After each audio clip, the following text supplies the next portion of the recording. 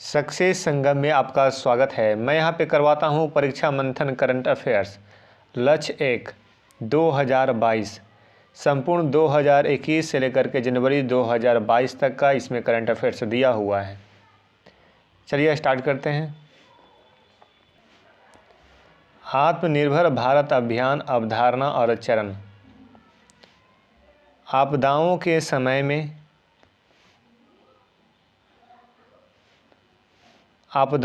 समय में लोक कल्याणकारी राज्यों की भूमिका बढ़ रही है।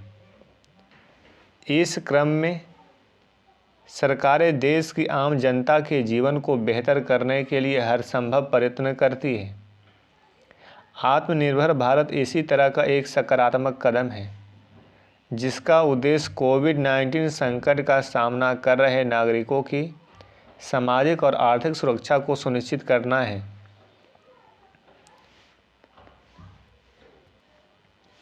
आत्मनिर्भर 3.0। केंद्र सरकार ने 12 नवंबर 2020 को आत्मनिर्भर भारत 3.0 की घोषणा की है। इसके तहत 12 नए उपायों की घोषणा की गई है। सरकार द्वारा 2.265 लाख करोड़ के इस पैकेज का उद्देश्य कोविड-19 महामारी के बीच भारतीय अर्थव्यवस्था को गति देना है। आत्मनिर्भर भारत जो पैकेज है 3 का, इसमें सरकार 2.65 लाख करोड़ रुपये का पैकेज दी है और महामारी के बीच में जो भारतीय अर्थव्यवस्था की स्थिति मंद हुई है उसे गति प्रदान करना है। ठीक है, और ये 12 नवंबर 2020 को इसकी घोषणा की गई थी, आत्मनिर्भर भारत 3.0 को। आत्मनिर्भर भारत 3.0 के तहत नई योजनाएं।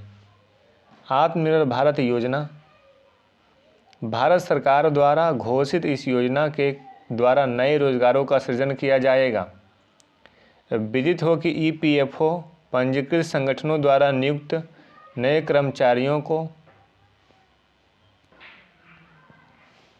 भारत सरकार द्वारा घोषित इस योजना के द्वारा नए रोजगारों का सृजन किया जाएगा। विदित हो कि EPFO पंजीकृत संगठनों द्वारा नियुक्त नए कर्मचारियों को कोविड-19 महामारी के दौरान लाभ मिलेगा। आत्मनिर्भर भारत रोजगार योजना 1 अक्टूबर 2020 से लागू मानी जाएगी। इस योजना के अंतर्गत EPFO पंजीकृत संगठन यदि नए कर्मचारियों की भर्ती करते हैं या जो पहले नौकरी खो चुके हैं वे कर्मचारी कुछ लाभ प्राप्त करने के हकदार हैं। यदि 1 अक्टूबर 2020 से 30 जून 2021 तक नए कर्मचारियों की भर्ती की जाती है तो अगले 2 वर्षों के लिए प्रतिष्ठानों को कवर किया जाएगा। यहाँ बोला जा रहा है कि जो कर्मचारी पहले नौकरी खो चुके हैं वे कर्मचारी कुछ लाभ प्राप्त करने के हकदार होंगे। यह इस योजना के अंतर्गत EPFO पंजीकृत संगठन, ठीक है, नए कर्मचारियों की भर्ती करता है, तो भर्ती तो करता है या फिर जो पहले नौकरी खो चुके हैं तो उन्हें कुछ लाभ मिलना चाहिए। 1 अक्टूबर 2020 से 30 जून तक नए कर्मचारियों की भर्ती की जाती है तो अगले 2 वर्षों के लिए प्रतिष्ठानों को कवर किया जाएगा। ठीक है, सूक्ष्म लघु एवं मध्यम MSMEs व्यवसायों मुद्रा योजना उधारकर्ताओं और व्यक्तियों के लिए आपातकालीन क्रेडिट लाइन गारंटी योजना को 31 मार्च 2021 तक बढ़ाया गया है। चलिए आगे बढ़ते हैं। ध्यातव्य है कि सरकार के 10 क्षेत्रों को 1.46 लाख करोड़ रुपये की उत्पादन लिंक प्रोत्साहन योजना PLI स्कीम योजना प्रदान की जा रही है। इससे घरेलू विनिर्माण की प्रतिस्पर्धा को बढ़ावा देने में मदद मिलेगी। अगले 5 वर्षों के लिए लगभग 1.5 लाख करोड़ रुपये की कुल राशि को इन क्षेत्रों के लिए आवंटित किया गया है। आत्मनिर्भर अभियान 3.0 के तहत PM आवास योजना शहरी के लिए 18,000 करोड़ रुपये के अतिरिक्त परिव्यय की घोषणा की है, जिसके तहत 12 लाख घरों को स्थापित किया जाएगा और 18 लाख घरों के निर्माण कार्य को पूरा किया जाएगा। इससे 78 लाख अतिरिक्त नौकरियां पैदा होगी और इस्पात व सीमेंट के उत्पादन बिक्री में सुधार होगा। यानी कि यहाँ बताया जा रहा है कि आत्मनिर्भर 3.0 जो है ये पीएम आवास योजना शहरी के लिए 18,000 करोड़ रुपया अतिरिक्त परिव्यय की घोषणा की गई है, जिसमें 12 लाख नया घर स्थापित किया जाएगा और 12 लाख घरों को स्थापित किया जाएगा और 18 लाख घरों के निर्माण के कार्य को पूरा कर दिया जाएगा। इससे 78 लाख नौकरियां भी पैदा हो जाएगी और इस्पात व सीमेंट के जो कारखाने जो उत्पादन करते हैं उसके बिक्री में सुधार भी होगा। अर्थव्यवस्था में कुछ गति पकड़ेगी। चलिए आगे देखते हैं। गौरतलब है कि निर्माण अवसंरचना क्षेत्र में सरकार द्वारा अनुबंधों पर परफॉर्मेंस सिक्योरिटी को 5 से 10% से घटाकर 3% कर दिया है। इससे बिड टेंडरों के लिए बयान राशि की आवश्यकता नहीं होगी और इसे बिड सिक्योरिटी डिक्लेरेशन द्वारा प्रतिस्थापित किया जाएगा। यह छूट 31 दिसंबर 2021 तक लागू रहेगी। इसके अतिरिक्त भारत सरकार ने डेवलपर्स एवं घर खरीदारों के लिए 2 करोड़ रुपये तक की कर राहत की घोषणा की है। इसके अतिरिक्त भारत सरकार राष्ट्रीय निवेश एवं अवसंरचना कोष में 6,000 करोड़ रुपये की इक्विटी निवेश करेगी, जो बुनियादी ढांचा परियोजना के वित्तपोषण के लिए वर्ष 2025 तक 1.1 लाख करोड़ रुपये धन जुटाने में NIIF की मदद करेगा। गौरतलब है कि इस चरण के तहत किसानों को 65,000 करोड़ रुपये की उर्वरक सब्सिडी प्रदान की जाएगी। आगामी वित्त वर्ष 2021 में पीएम गरीब कल्याण रोजगार योजना के लिए 10,000 करोड़ रुपये के अतिरिक्त परिव्यय की व्यवस्था की जाएगी। वित्त मंत्री द्वारा 3,000 करोड़ रुपये की अतिरिक्त घोषणा की गई, जिससे भारतीय विकास सहायता योजना, Indian development assistance scheme, IDA scheme के माध्यम से निर्यात परियोजना के लिए एग्जिम बैंक को जारी किया जाएगा। रक्षा उपकरणों, औद्योगिक बुनियादी ढांचे और हरित ऊर्जा पर पूंजी एवं औद्योगिक व्यय के लिए 10,200 करोड़ रुपये का अतिरिक्त बजट प्रोत्साहन दिया जाएगा। केवल सूचना समझते रहिए। आगे देखिए, वित्त मंत्री ने कोविड-19 के टीका विकास के लिए 900 करोड़ रुपये के रिसर्च एंड डेवलपमेंट अनुदान की घोषणा की है। इसमें वैक्सीन वितरण के लिए वैक्सीन या लॉजिस्टिक की लागत शामिल नहीं होगी। अब अगला है आत्मनिर्भर भारत 2.0। ये इसके पहले जितने सारे बात हुए हैं वो आत्मनिर्भर 3.0 के बात हुए हैं। फेस्टिवल एडवांस स्कीम के अंतर्गत SBI उत्सव कार्ड सभी लाभार्थियों को दिया जा चुका है। LTC कैश वाउचर स्कीम आत्मनिर्भर भारत अभियान 2.0 में लॉन्च की गई थी। LTC कैश वाउचर स्कीम कब लॉन्च की गई थी? आत्मनिर्भर 2.0 में लॉन्च की गई थी। इस योजना की वजह से अर्थव्यवस्था में सुधार आया है। LTC कैश वाउचर स्कीम देखिए आगे। मिनिस्ट्री ऑफ रोड ट्रांसपोर्ट तथा मिनिस्ट्री ऑफ डिफेंस को 25,000 करोड़ रुपये एडिशनल कैपिटल एक्सपेंडिचर के तौर पर प्रदान किए गए हैं। देश के 11 राज्यों को कैपिटल एक्सपेंडिचर के लिए 3,621 करोड़ रुपये का लोन प्रदान किया गया है। तो ये आत्मनिर्भर 2.0 में ये सारा कार्य किया गया है, जिसमें LTC कैश वाउचर स्कीम लाया गया है। आत्मनिर्भर भारत 2.0 में इसमें अर्थव्यवस्था में सुधार हुआ था। Ministry of road transport, ministry of defence को 25,000 करोड़ रुपये एडिशनल कैपिटल एक्सपेंडिचर के तौर पर इसको मिला है। देश के 11 राज्यों को कैपिटल एक्सपेंडिचर के लिए 3,621 करोड़ रुपये का लोन प्रदान किया गया है। ठीक है, यहाँ पर समझ लीजिए LTC कैश वाउचर स्कीम क्या है। ठीक है, ये अभियान आत्मनिर्भर 2.0 में लॉन्च किया गया था।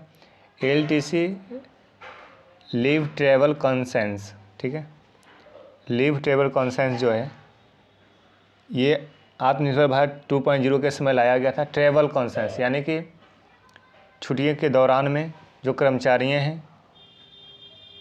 तो इन लोग क्या करते थे, छुट्टी मनाने के लिए ट्रैवल रूट करते थे। लेकिन ये कोरोना काल में कोरोना सबको घर के अंदर पैक कर रखा था और इस समय ट्रैवल किस प्रकार से किया जाए, एक समस्या थी। इससे इकोनॉमी को, ट्रैवल होने से इकोनॉमी को फ़ायदा होता है, तो यहाँ पर इकोनॉमी मंद हो चुकी थी, तो एलटीसी का लाभ नहीं मिल पा रहा था लोगों को। तो सरकार क्या की, एक स्कीम लाई है, एक वाउचर स्कीम लाई है जिसका नाम रख दिया गया एलटीसी कैश वाउचर स्कीम। इसमें सरकार कही है कि यदि कोई व्यक्ति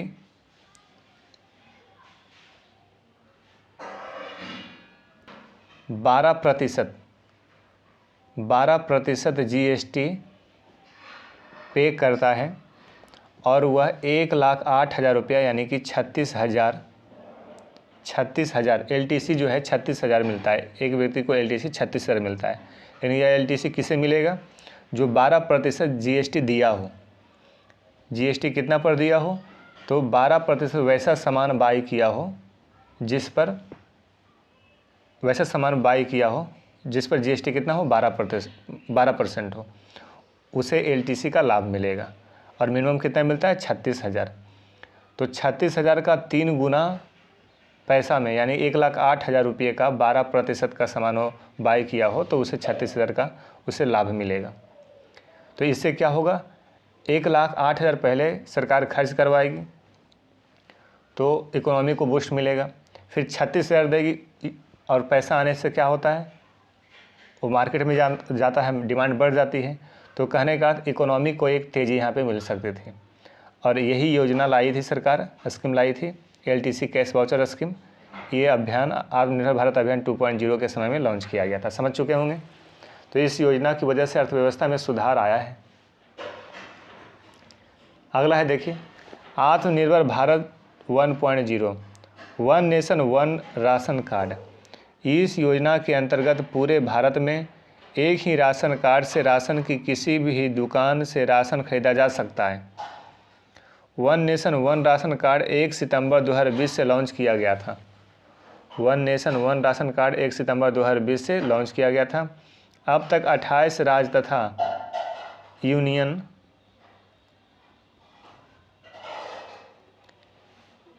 टेरिटरीज में, ठीक है, यूनियन टेरिटरीज में one nation one ration card को लॉन्च कर दिया गया है। पीएम स्वनिधि योजना, पीएम स्वनिधि योजना के अंतर्गत 13.78 लाख क्या है, कौन सा, स्ट्रीट वेंडर को वितरित किया जाएगा, जो कि 1373.33 करोड़ रुपये के हैं। यह लोन 13.78 लोन जो है स्ट्रीट वेंडर को वितरित किया जाएगा। यह लोन 30 राज्यों से में तथा 6 यूनियन टेरिटरीज में वितरित किए गए हैं। 30 राज्यों में, ये क्या लिख रहा है, ठीक है, आगे देखें। किसान क्रेडिट कार्ड योजना, किसान क्रेडिट कार्ड योजना के अंतर्गत अब तक 157.44 लाख किसानों को 1,43,262 करोड़ रुपये का लोन प्रदान किया गया है।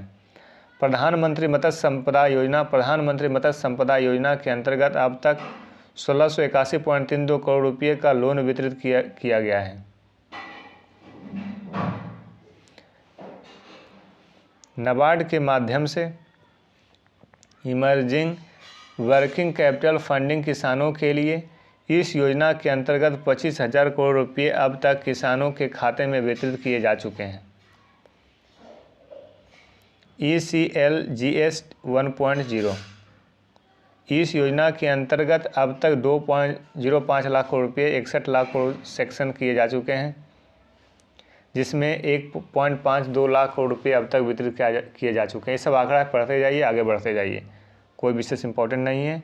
पार्शियल क्रेडिट गारंटी स्कीम, इस योजना के अंतर्गत अब तक पब्लिक सेक्टर पोर्टफोलियो की खरीद के लिए 26,899 करोड़ रुपये अप्रूव कर दिए गए हैं, कोई विशेष इंपॉर्टेंट नहीं एग्जाम के लिए। Special liquidity scheme for NBFC HFC, इस योजना के अंतर्गत अब तक 7,227 करोड़ रुपये वितरित किए जा चुके हैं। लिक्विडिटी इंजेक्शन फॉर डिस्कम्स क्या है, लिक्विडिटी इंजेक्शन फॉर डिस्कम्स। इस योजना के अंतर्गत अब तक इतना करोड़ रुपये लोन सेक्शन किया जा चुका है, इतना करोड़ रुपये लोन वितरित किया जा चुका है। ठीक है, आगे बढ़िए। अगला है आत्मनिर्भर भारत अवधारणा। देखिए, वर्तमान वैश्वीकरण के युग में आत्मनिर्भर की परिभाषा में बदलाव आया है। आत्मनिर्भरता आत्म केंद्रीकृत से अलग है। भारत वसुधैव कुटुंबकम की संकल्पना में विश्वास करता है। चूँकि भारत दुनिया का ही एक हिस्सा है, अतः भारत प्रगति करता है, तो ऐसे करके वह दुनिया की प्रगति में भी योगदान देता है। आत्मनिर्भर भारत के निर्माण में वैश्वीकरण का बहिष्करण नहीं किया जाएगा, अपितु दुनिया के विकास में मदद की जाएगी। यहाँ बताया जा रहा है कि आत्मनिर्भर का मतलब ये मत समझ जाइए कि वैश्वीकरण से अलगाव हो जाएगा भारत को। भारत भी एक विश्व का ही हिस्सा है, विश्व को आगे बढ़ाना है, और ये संकल्पना विश्व को मजबूत करने के लिए बताई जा रही है यहाँ पे। अपितु विकास में मदद की जाएगी विश्व को, दुनिया के विकास में। लेकिन ये माध्यम होगा आत्मनिर्भर, जिससे देश को भी प्रगति मिलेगी और विश्व को भी प्रगति होगी। आत्मनिर्भर भारत के 5 स्तंभ हैं। अर्थव्यवस्था जो वृद्धिशील परिवर्तन के साथ बड़े उछाल पर आधारित है। अवसंरचना, ऐसी अवसंरचना जो आधुनिक भारत की पहचान बने। प्रौद्योगिकी, टेक्नोलॉजी, 21वीं सदी प्रौद्योगिकी संचालित व्यवस्था पर आधारित प्रणाली है। गतिशील जनसंख्या की जो आत्मनिर्भर भारत के लिए ऊर्जा का स्रोत है। मांग, भारत की मांग और आपूर्ति श्रृंखला की पूरी क्षमता को उपयोग किया जाना चाहिए। तो ये 5 स्तंभ बताए गए हैं। अर्थव्यवस्था, अवसंरचना, प्रौद्योगिकी, गतिशील जनसंख्या की मांग। ठीक है, तो यहाँ पर ये टॉपिक आपका लास्ट होता है आत्मनिर्भर वाला। अगला टॉपिक है 2021 की प्रमुख चर्चित महिलाएं। ठीक है, तो मिलते हैं अगले वीडियो में। इस वीडियो में इतना ही, तब तक वीडियो को देखते रहिए। 2 से 3 बार वीडियोज़ को देखिए। हमारे टेलीग्राम चैनल को ज्वाइन कर लीजिए, वहाँ PDF और सारे मटेरियल जो भी हैं वहाँ पे अवेलेबल है। ठीक है, ओके, बाय, थैंक यू।